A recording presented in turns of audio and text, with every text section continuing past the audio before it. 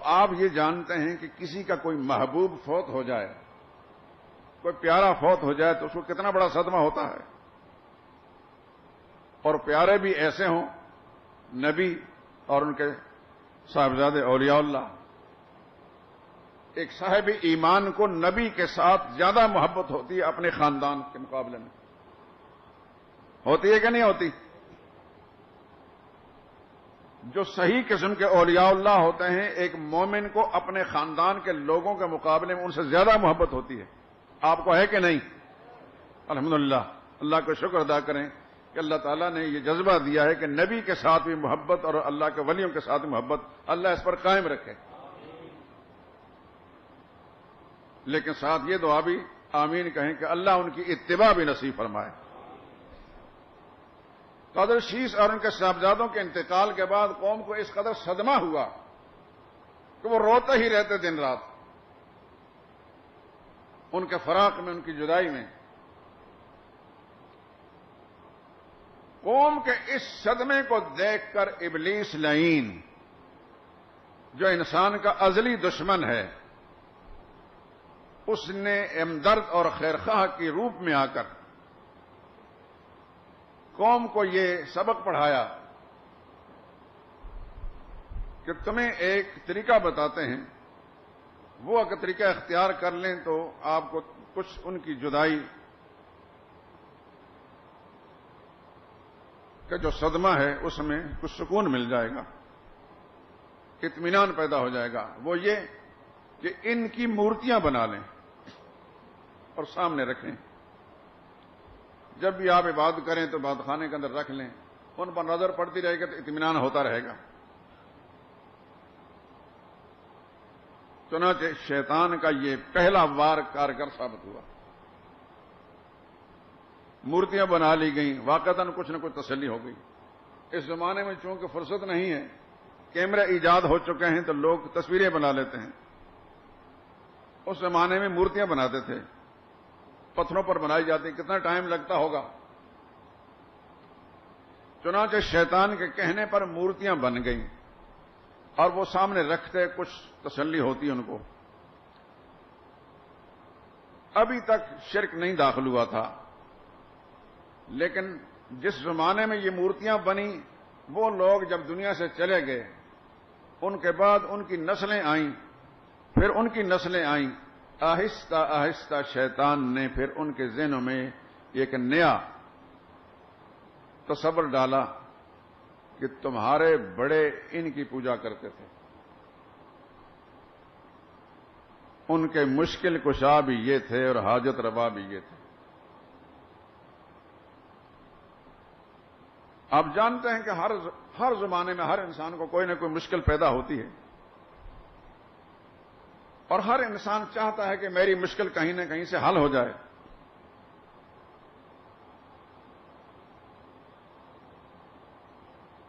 تو جب شیطان نے، یہاں یہ ذہن میں رکھنا کہ شیطان کی شکل میں نہیں آئے کہ آگے کہا میں شیطان ہوں، میں تم کو یہ سبق پڑھا رہا ہوں. شیطان کس نسل میں سے ہے؟ جنات میں سے ہے. اور جن کی یہ خاصیت ہے کہ وہ ہر شکل بن جاتا ہے. وہ انسان کی شکل میں بن جائے، حیوان کی شکل میں بن جائے. جن اور فرشتہ یہ دو مخلوق ایسے ہیں، یہ ہر شکل اختیار کر لیتے ہیں. یہ اللہ تعالیٰ کا فیصلہ ہے، اس میں ہمیں کوئی بحث کرنے کی، رائے دانی کرنے کی گنجائش نہیں ہے کہ اللہ نے ان کو کیوں یہ طاقت بخشی ہے کہ وہ جن سے انسان بن جاتے ہیں، حیوان بن جاتے ہیں، درخت بن جاتے ہیں، پانی بہتا ہوا پانی بن جاتے ہیں، کیڑے مکوڑے بن جاتے ہیں، سانپ بن جاتے ہیں. اس لیے تو حدیث میں آتا ہے کہ سانپ اگر نظر آئے تو فوراً مت مارو اس کو، آواز دو کہ تو جن ہے تو یہاں سے چلا جا. کیونکہ اگر وہ جن ہوا اور آپ نے اس پر وار کر دیا تو وہ پھر جوابی وار کرے گا اور آپ کو نقصان پہنچ جائے گا.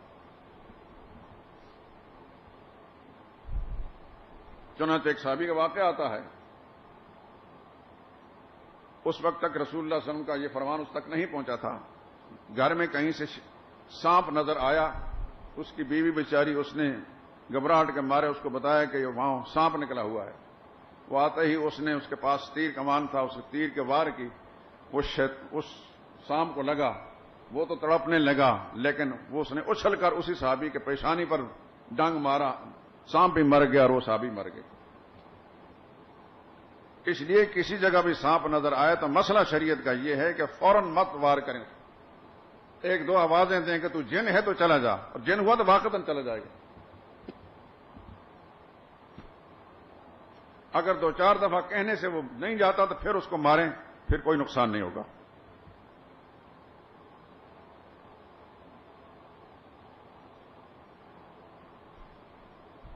تو شیطان ہمدرد انسان بزرگ شکل میں آیا کہ جس کو دیکھ کر کسی کا گمان بھی نہیں ہوتا تھا کہ یہ آدمی غلط سبق پڑھائے گا۔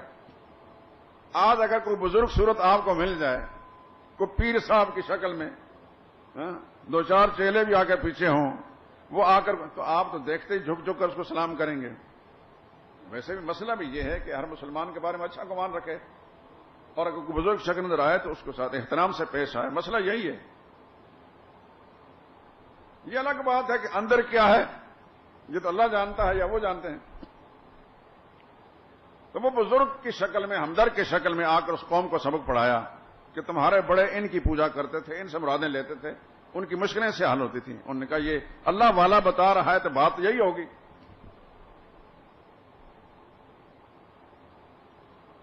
چنانچہ اس اللہ والے کے کہنے پر وہ اپنی مرادیں ان سے مانگنے لگے۔ یہاں سے قوم میں شرک داخل ہو گیا۔ اب یہ بات جو میں کہہ رہا ہوں یہ میرا دعویٰ نہیں ہے، تمام مفسرین نے یہ بات لکھی ہے۔ امام بخاری رحمۃ اللہ تعالی علیہ نے اپنی کتاب بخاری شریف میں لکھا ہے کہ حضرت شیس علیہ السلام اور ان کے 4 صاحبزادے، حضرت شیس کا لقب تھا ود، واو دال، ود، سوا، یغوس، یعوق، نصر، یہ 5 پیر تھے، 5 بزرگ تھے۔ ان کو قوم پوجنے لگ گئی۔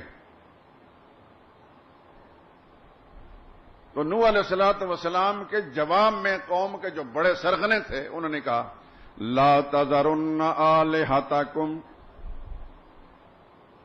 لوگوں مت چھوڑنا اپنے حاجت رواؤں، مشکل کشاؤں کو، ولا تذرن ودن، خاص طور پر حضرت ود کو، ولا سواعا، اور حضرت سوا کو، ولا یغوسا، اور نہ حضرت یغوس کو، و یعوق و نصرا، اور یعوق اور نصر کو بھی نہ چھوڑنا۔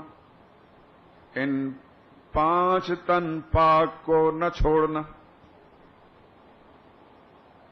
واقعتاً وہ 5 تن پاک تو تھے ہی، لیکن ابلیس لعین نے قوم کو تو ان کی پوجا پکار میں لگا کر شرک میں مبتلا کر دیا۔ ان کی تعلیمات تو یہ نہیں تھی، وہ تو دنیا سے چلے گئے، پیچھے سے شیطان نے ایک سبق پڑھا دیا اور قوم اس پر آ گئی۔ دنیا میں سب سے پہلے شرک اس قوم کے اندر پیدا ہوا۔ شرک ایک ایسا جرم ہے، سنیں غور سے سنیں، شرک ایسا جرم ہے کہ ہر گناہ قابل معافی ہے، شرک قابل معافی اللہ کے نزدیک نہیں ہے۔ چنانچہ رب العالمین نے شرک کی تردید کرنے کے لیے پہلے پیغمبر دنیا میں حضرت نوح علیہ الصلوۃ والسلام کو بھیجا، اور نوح علیہ السلام نے کتنا عرصہ تبلیغ کی؟ 9 سال نہیں، 9.5 سال۔ مجھے پتا آپ نے 9.5 ہی کہا، میں آپ کے ذہن کو اس طرح منتقل، کتنا لمبا عرصہ تبلیغ کی، اور تبلیغ بھی ہفتہ کے بعد نہیں، دن رات کی، تنہائیوں میں بھی، مجمعوں کے اندر جا کر بھی۔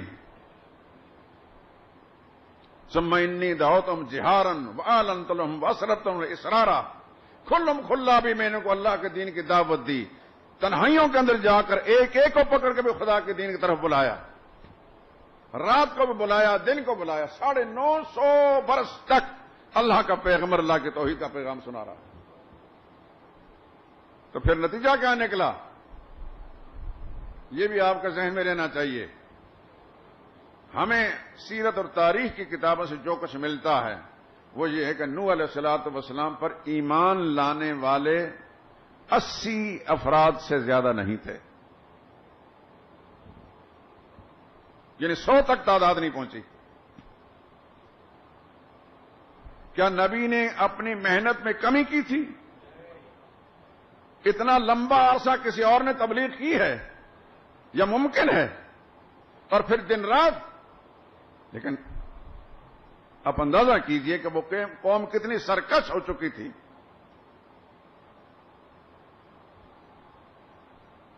کس کو پوج رہے تھے وہ لوگ؟ بزرگوں کو پوج رہے تھے. بات سمجھ میں آ رہی کہ نہیں آ رہی؟ وہ 5 ود، سوا، یغوث، یعوق، نصر کون تھے؟ بزرگ تھے. ایک نبی، 4 ولی. امام بخاری لکھتے ہیں اسماء الرجال صالحین من قوم نوح. یہ نام ہیں ود، سوا، یغوث، یعوق، نصر. نوح علیہ السلام کے قوم کے 5 نیک لوگوں کا یہ نام ہے. دنیا میں سب سے پہلے شرک کا آغاز ہوا بزرگ پرستی سے. سمجھ رہے ہیں کہ نہیں؟ یہ نہ کہ بت پوج رہے تھے. بت یہ بھی شیطانی وسوسہ ہے. شیطان ذہن کو دوسری طرف منتقل کرتا ہے کہ تم تو بزرگوں کے ماننے والے ہو، تم تو عاشق ہو. وہ تو بت پوجتے تھے، وہ تو پتھروں کو پوجتے تھے، اس لیے وہ مشرک تھے. تم تو بزرگوں کو مانتے ہو. کوئی خیر میرے تاں کڑی گل. یہ ہے ابلیس کا وسوسہ. شرک کا آغاز بزرگ پرستی سے ہوا. بزرگ کو بزرگ مانا جائے، پوجا نہ جائے. جب اس حد سے انسان آگے نکلتا ہے تو وہاں پھر بیڑا غرق ہو جاتا ہے. پرستش کے لائق صرف اللہ ہے. نبی اتباع کے لائق ہیں، اطاعت کے لائق ہیں. بزرگ اطاعت کے لائق ہیں، پرستش کے لائق نہیں ہیں. پرستش اور عبادت کے لائق کون؟ صرف اللہ. مرادیں پوری کرنے والا کون؟ صرف اللہ. پکارے سننے والا کون؟ صرف اللہ. نفع اور نقصان کا مالک کون؟ صرف اللہ. اللہ نے یہ اختیار اپنے پاس رکھے ہیں. نفع اور نقصان کا اختیار اللہ نے نہ کسی فرشتوں کو دیا، نہ کسی نبی کو دیا، نہ کسی شہید کو دیا، نہ کسی ولی کو دیا، نہ کسی جن کو، نہ کسی انسان کو. یہ اختیار اللہ نے صرف اپنے پاس رکھے ہیں.